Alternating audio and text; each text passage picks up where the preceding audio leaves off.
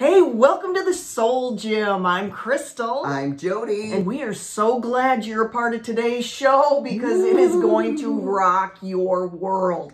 Because this is a place where we train our mind in order to transform our life. So here's the question today. Are you a control freak? You freaks out there, huh? Are you a control freak? Well, that's what we're going to talk about. Uh-oh. Is this, do we really ever control anyone? No. Huh? We can't even control ourselves. Why are we trying to control other people? So let's get into this today. So what is control all about? Jody? Oh, this has been, it started with that gal we were watching. Oh, what's her name? Carla Shellis. And yes. she's talking about control and why we control and what is control. To me, it comes down to faulty thinking again. Yes. It's always going to come down to faulty thinking. There's a limiting belief. Something happened when we were a child. Yes. And now I think it comes from being afraid. Fear and worry. Well, she was asked the question, what is the number one thing that you feel is holding back women and the fullness that God has in their life? And she said, this is it. We have been given gifts from God. We are nurturers. We solve problems. We give life. We give life. There's just energy in who we are. We take care of everyone's needs. And of course, Satan got in there and twisted it. Right. And now it has become about control. If we find that people are not listening, if they are not taking our orders and our advice and what we think is best for their lives, we get in there and we make it happen. Huh? Is anyone guilty? I mean, this teaching, I got to tell you, could not come at a more opportune time. You know, I have some grown children and, you know, sometimes they do what I think they should do and sometimes they don't. And I, in my own way, have a way of trying to get in there and through scripture, through what I feel the voice of God is telling me, try to kind of steer them in a direction that I think will help them and avoid problems and avoid heartaches. And again, do we feel it comes from a good heart and we're trying to help protect people and save people and want what's best for them? Of course. But the problem comes in is when we go in and instead of allowing God to do his wonderful work and we're praying and we're letting people, you know, do what they want to do, we get in there and go, oh, no, I'm going to make this happen. Right, exactly. And so I don't know what it is about wanting to fix people.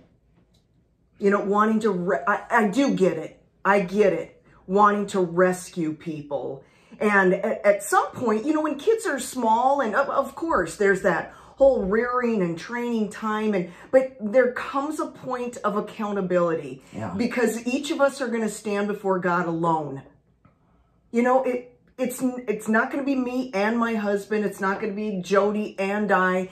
Each of us, God gave us this free will, one day it's going to be God and I and what have I done? And it's going to be about me loving people, that's for sure. But my job isn't to fix everybody out there or to rescue everybody out there. And we talk about being at the school all the time. And I watched it happen before my very eyes where parents were fine with their kids falling on the playground and scraping their knee and get up. You know, those little things of just learning, you know what? Yes, it hurts, but it's not deadly. I mean, and then all of a sudden it was I must protect my child from anything that would hurt them. I'm going to control the situation. I'm going to try to control the teacher. I'm going to try to control the principal. And what does that do? Oh, it doesn't work. I mean, you might intimidate or you might think you're protecting your child, but all we watched happen was, you know, their hands tied behind their back and they couldn't figure out life. Well, we think as a loving parent and as a loving spouse or a loving teacher, if we love people, we will rescue them from the consequences of their choices. And that's exactly what I have thought. You know, I've watched my teenage kids, you know, my adult kids make some decisions. And, you know, as a parent, I think just instinctively go, no, I've been down that road. Yes. Don't do it. Of course. Or I've engaged in that. And you see the end and you know. And it seems right. It seems right. That you should stop it and protect them. But here's the thing. Is you can give your advice. You know, that I don't think there's anything wrong with sitting a child down and going, you know what, this is what I feel. This is what I really feel is going to happen. This is where I think your decision might take you off course. I don't think it looks good in the future for you. Okay, they've heard you. Now, if they still continue to go down that road, and again, if they're an adult, I'm not saying a kid, I'm not saying a 5-year-old or a 10-year-old. If they're an adult and they hear you and they know your opinion and they keep going down that road, you can't go after them. Do you notice the prodigal son, when his son said, give me my portion, give me mine inheritance, to go and blow it? The dad never chased after him. Oh, yeah. You know why? Because for some reason, that dad knew in his son's heart, he was determined to do this. He wanted his money to go blow it and party and live like the world. And somehow that dad said, I got to let him go. I have to let him experience what he wants to experience. Another thing I've been hearing and realizing is, you just can't, when someone has something in their heart, and this is what you got to look for. If your kid, your coworker, your best friend, your spouse has something in their heart that you know they want to do, you can't stop them. And this is what we do. We coerce, we threaten. I was really good at that. I'm no longer married. And there's some reasons why. And then, you know what? I said to Crystal, I think had I heard this, done this, I'd still be married. Wow. Because I would threaten, you know, because I knew, you know, if you keep doing this, this is what's going to happen. And this is what Carla said. She would hold on to her husband, you know, like on a rope, going over a cliff, and he was dangling there, and she'd just be, because if she let go, yes, everything was going to fall apart. It was all up to her. It was all up to her, and that's exactly what I felt, that I would hold on to my former husband, you know, don't say that, don't do that, don't go there, don't act like that. And if I let go of him and I didn't try to shield him for the consequences of what he was doing, our whole life would fall apart. And guess what? It did. Yep. You know, so when you do that, what you're doing is you are actually creating an environment of chaos and fear and negativity and people wanting even more to make bad choices. I know. Why does it does the very opposite thing of what we want it to do. Yes. I mean, listen, when we talk about the gym all the time, you can't make people lose weight. No. You can't make people go and work out. You can't, I mean, you can threaten and you can see that their life is headed for a heart attack. Yes. But until people decide for themselves, I'm telling you, the only person we are required to control is us. And we have a hard time doing that. I was thinking of our Body Blitz, you know, where we had a bunch of people getting up at 6 o'clock in the morning. Oh, that was so cool. And I thought, what was the magic in that? What was the beauty in that? Everyone's heart was in it. Yeah. You know, there might have been a few stragglers who were like, I hate every second of it. But we had a group of people that were in it. I mean, with 100%, were having fun, wanted to just absorb every minute, every second of it. They wanted to be a part of it. They wanted the results. They didn't care what we threw at them. They were going to take it. They were going to do it. And by the end, it was this combined celebration and victory because everyone's hearts were on board. It was so cool. Again, you can try to coerce, you can threaten. Oh, I was good at that. I threaten my kids. I threaten my ex-husband. I threaten. If you don't do this, this is what's going to happen, thinking I will just scare them into right behavior. And that does work for a while. You know, some people will go along with you for a while and just kind of submit. But the second they get out of your control, they're going to do whatever they want to do. I remember a couple going to counseling, and it was a young couple, and they had just gotten married, and she was complaining that he never sent her flowers. She's like, I just want him to send me flowers. I just want him to be more romantic and show me how much he loves me more.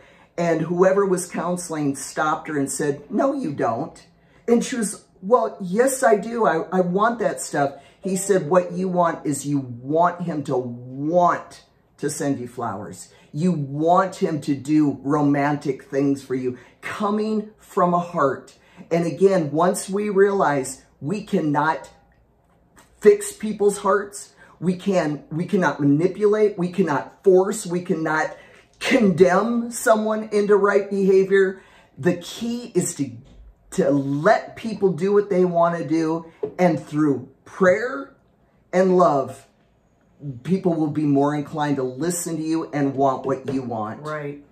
We were talking, you just gave the picture story of Carla Shellis when she's holding on to her husband, and she talks about the amount of stress that being a controlling person, you know, what it does to you physically, what it does to you emotionally, what it's doing. I mean, can you imagine? I mean, when she talks about, I mean, think about, you're leaning back and you've got this, you know, 200-pound person on the other end, and you're just fighting to hold what you think is hold this person from hitting rock bottom. Yeah. And I'm here, sometimes that's where they gotta go. Yes. Some people have to hit rock bottom. Mm-hmm. I mean, they just do. And she said, and that's where her husband ended up finding God, mm-hmm. was when she finally let go of control. And again, it's such an illusion. It's not even real. I know. We think it's real. Like you said, I mean, people will submit for a while, or they'll do it because you're the one paying the bills, or you're the boss. But in their heart, you know, they're defying every minute of it. Yes. And one day that's going to play itself out. You know what it's called in the Bible? Or not in the Bible, but another word for this is called a nag. I mean, are you a nag? Nag. And the Bible talks about a nagging spouse. It says in Proverbs 27:16. It says a nagging spouse is like the drip, drip, drip of a leaky faucet. You can't turn it off, and you can't get away from it. So how do you think people are feeling when all you do is nag? Are you just, oh, you can't wait to do what they are recommending you to do? Here's the problem with parents and kids. And you've got 5 kids, so you know I'm what in you're, it right yes, now. exactly. So the thing with parents and kids is, we were saying with spouses, you're both adults. You know, there's nagging and there's control, but when you're an adult talking to a younger person who doesn't know as much as you, hasn't been in the world as much as you, doesn't know what's out there, the fear of something bad is going to happen to you. And oh, this is going to sound cruel. This is going to sound unemotional, detached, but you got to let them suffer the consequences of making bad choices. As you're watching them make bad financial decisions, bad dating decisions, bad friend decisions, and you go, but they're gonna, yep. I mean, a lot of people have made bad decisions. Have you made bad decisions? I've made bad decisions. And the sad thing is, that's usually when we run to God. It doesn't have to be. We can avoid these situations, but a lot of times, you know what's really weird is when you're a control freak and you're hovering and you're hanging on, you are the person that is saving them from these consequences. So they begin to rely on that. That's right. You know, through me and my ex-husband, it was always, my control was, we need to talk. You know, we need to have the talk. Again. And then 4 hours later, again and again, 4 hours later. Saw how that worked.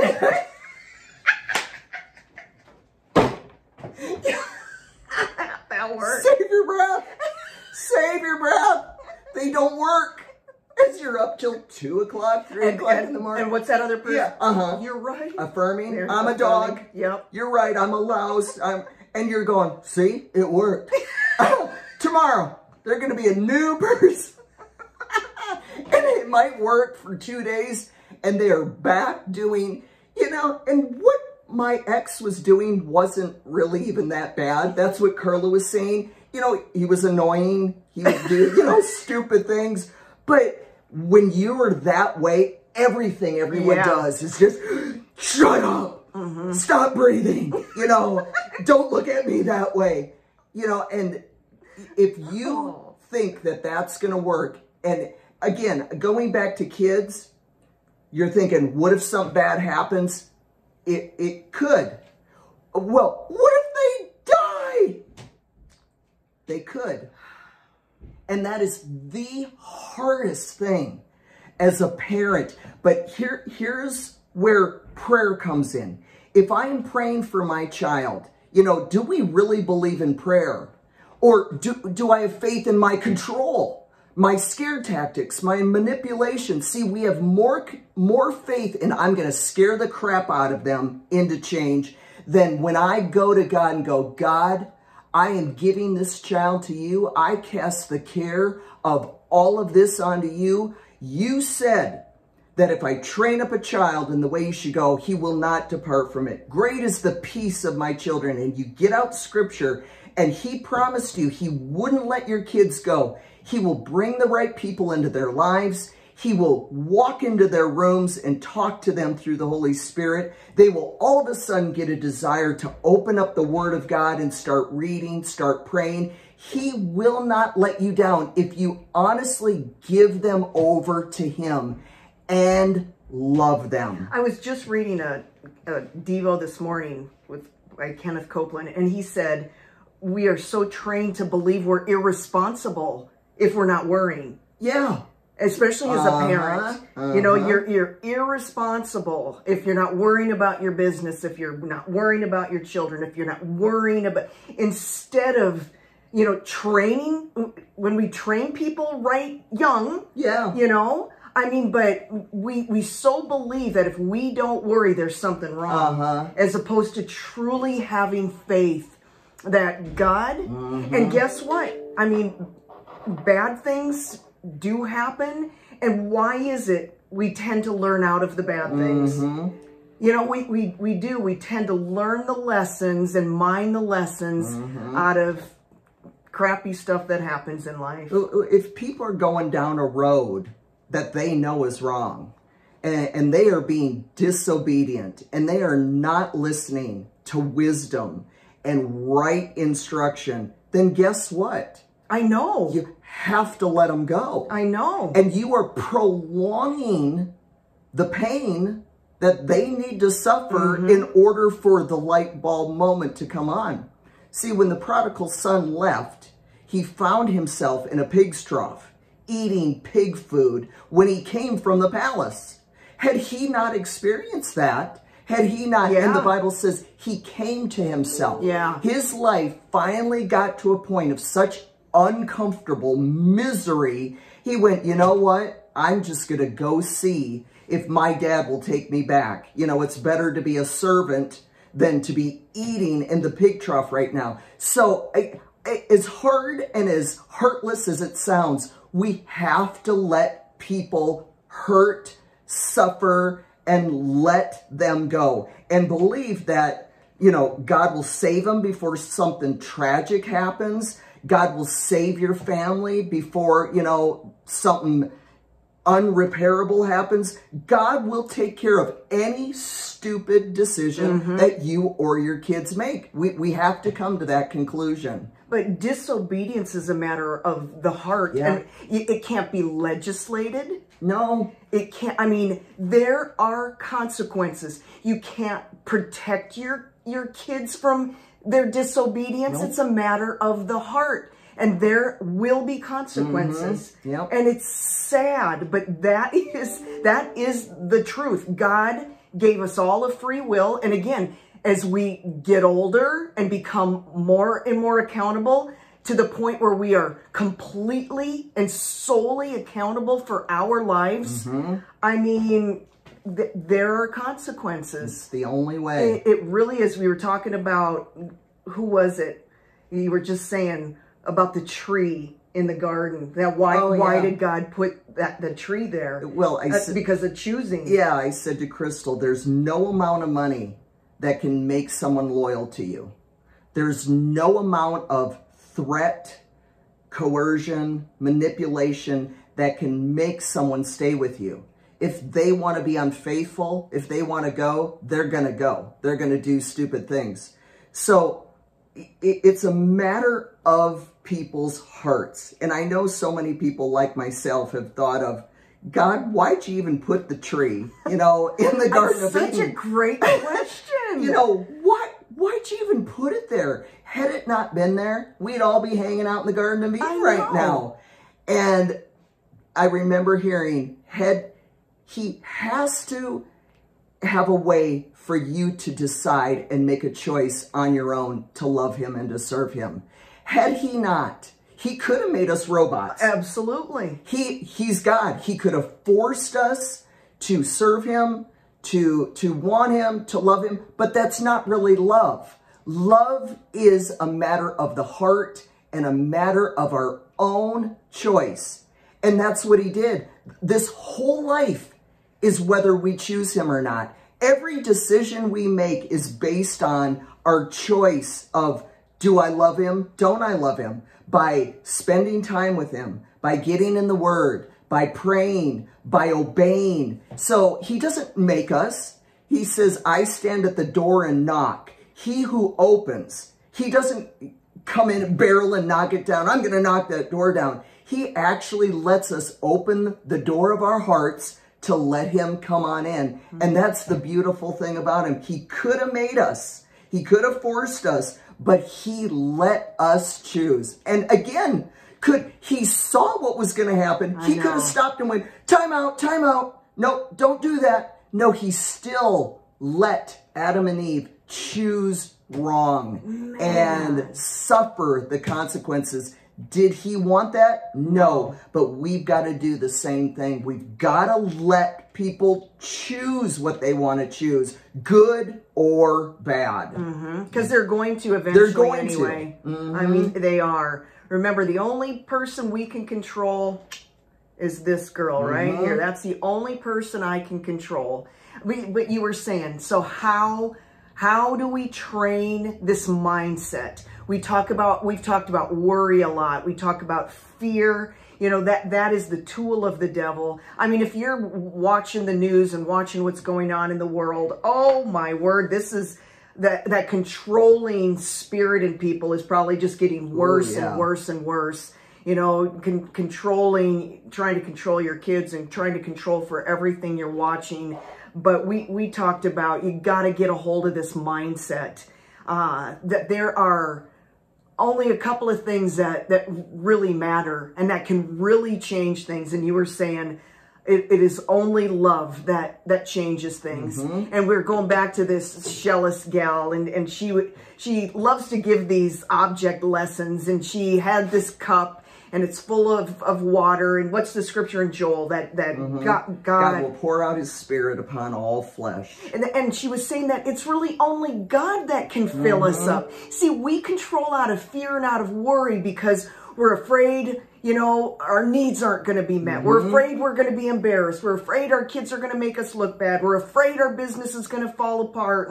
And we want other people to fill this void in us, to make us feel safe, to whatever it is. And there's no person on the planet, not a child, not a spouse, not a room full of friends that can actually fill up our heart other than Jesus Christ, other than the love of God. That's it. And we diminish it as though it's some fluffy, oh yeah, just, it's the only thing. Only God, I mean, can pour. It's only God that pours. I mean, other people can sprinkle into our life and, you know, can give us a boost here and a boost there. And it's great if you have wonderful friends and a wonderful family, but they are not the source of who you are. They didn't create you. God created you in his image. He purposed you. He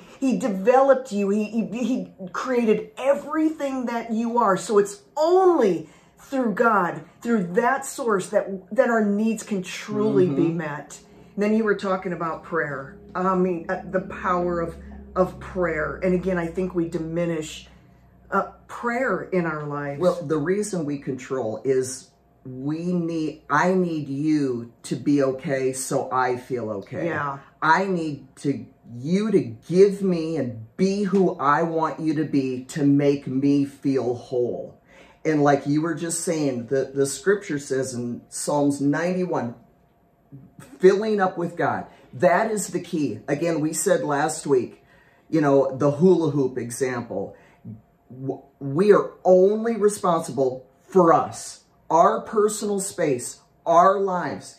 And it says in Psalms 91, I thought this is a great picture. It says, he who dwells in the secret place of the Most High shall remain stable and fixed. You're not stable and fixed when you're out trying to control the world. Stable and fixed under the shadow of the Almighty, whose power no foe can withstand. I will say to the Lord, you're my refuge, you're my fortress, you're my God. On you I lean and rely, and in you I confidently trust. Yeah. And it's painting a picture of the time spent in his presence. It's this protection. When you're full of God and full of his presence and full of Jesus and full of love, you know, your job is to pour that out. That life, you become so full, because like she said, there's a cup on the inside of you. Well, it's our spirit man that only God can fill. People can't do it. Husband can't do it. Kids can't do it. And when you just fill up, and that means reading the Bible, spending time listening to great teaching, going to church, being around godly people, cutting out the ungodly influences out of your life, you start to just fill with joy and love. I'm just not attracted to depressed people. No.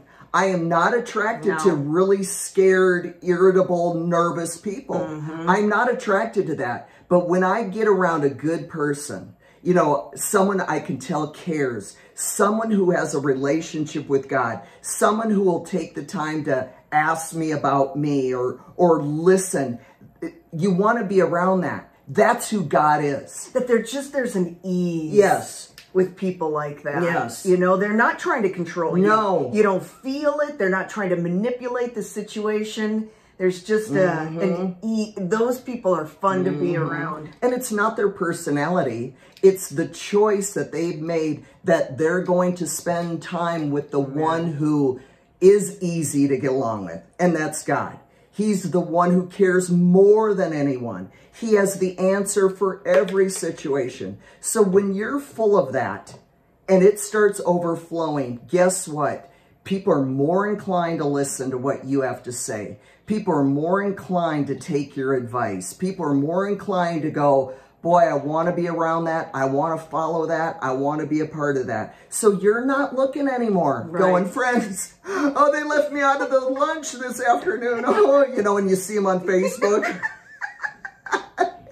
They haven't talked to me in weeks. I can't, you know, it's that stuff. My husband hasn't told me he loved me in 6 weeks. And, you know, nag. Always looking, going, I need you to fix you so I can feel okay. No, when you got it from God, doesn't matter. You're good. You're in that secret place. No victims here. No victims. See, that's just, there it is again. Yes. You are either pursuing victory or victimhood. Yes. And just this culture of just everybody's a victim. Yes. Every day we could be tempted to be a victim. Oh, man. Every day. And I can fall into that trap. You bet. But man, catch yourself and get out. Yep. Yikes. It's so true. Well, here's the answer. What? Right here. Oh, what's the answer? Here's what Carla says. Okay. Here's your homework. Okay, write down 20 things you're grateful for. Okay? If there's more, keep writing. Gratitude. Oh, Ooh, yeah. We'll say it all the time. Gratitude. Smile. Smile at everyone around you. I was doing this to my kids the other day. They're like, what? And I'd walk by them. They're like, what are you doing? What are you doing? I'm smiling. Smile at everybody all day long. And then release everyone. That's probably the hardest one. Release everyone who's hurt you. Release everyone who won't do what you want them to do, who haven't done what you wanted them to do, who've dropped the ball in your life. Someone who's just majorly wounded you. Let them go. Again, control is up here. That's right. We can't physically control people, but we think, if we hold on to the wrong they did us or the stupid thing they said to us or the wrong direction they're going, we got them right here and we're punching them in our heads. Let them go. Let them go. You will be so happy if you're grateful, if you smile, and if you release people. Right. Woo! Man. So say no to being a control freak. Yes. Let people go. Go. Free them. Free people, and that control freakism will be gone.